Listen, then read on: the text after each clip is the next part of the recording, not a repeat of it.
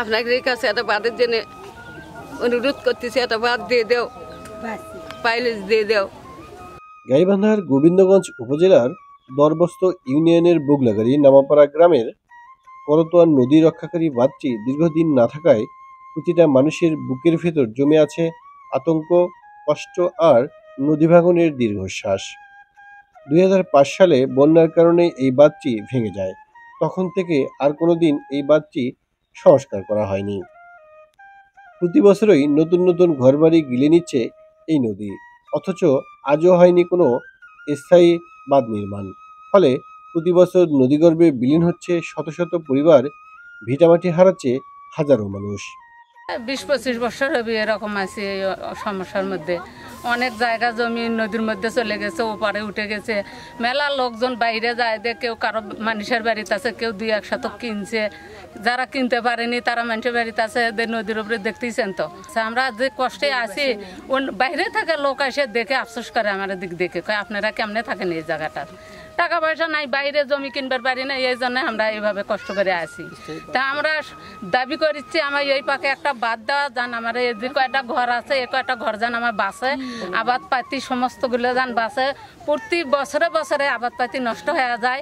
এমনিতে গরিব মানুষ জায়গা জমিনে জোয়ান আদিবাদী বন্ধক সন্ধক নিয়ে করে, সমস্ত জিনিস নষ্ট হয়ে যায়। এই জন্য এই এলাকাটা আমার ঘরে খুব গরিব হয়ে গেছে।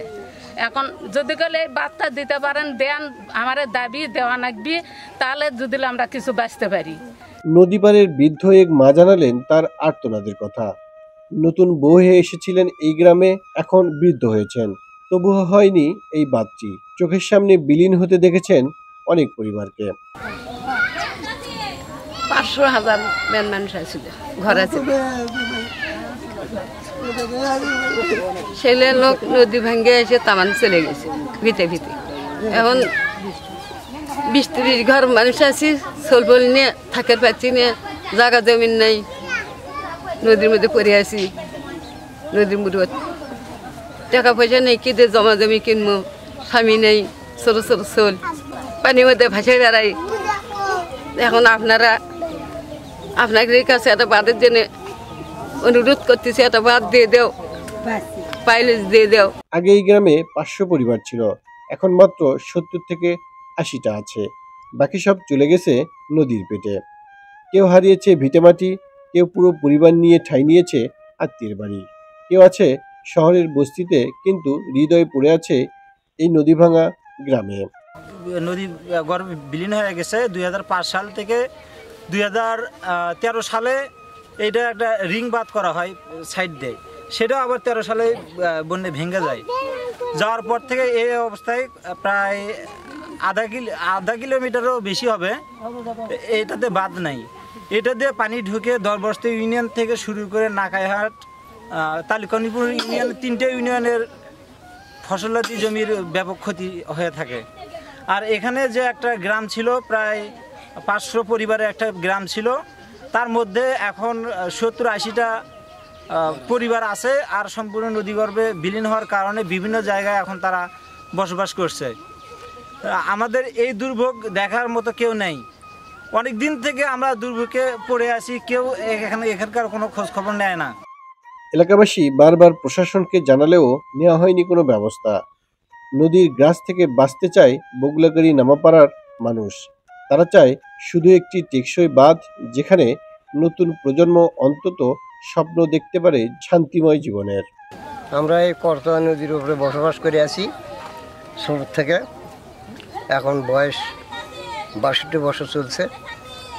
আগে একটা বাঁধ ছিল, সে বাঁধটা দেওয়াতে মানুষজন এখানে বসবাস করেছিল। বাঁধ ভেঙে যাওয়াতে অনেক বন্ধুবান্ধব ওনারা টাকা পয়সা সরে গেছে।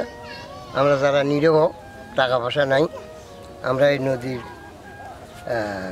পাড়তে আর কি বসবাস করে আছি। এখন আমরা কিভাবে থাকবো? এই যে নদী আসছে, আমরা কোথায় যাবো চিন্তাই পাচ্ছি না। এই যে আমাদের এখানে কি সমস্যা, একটা রাস্তাঘাট নাই, আমাদের মেয়ে বিয়ে শাদী কেউ করতেও চায় না এই জায়গা, এখানে কেউ দিতেও চায় না এই জায়গা। আমাদের চরম বিপদে আছে এই জায়গা।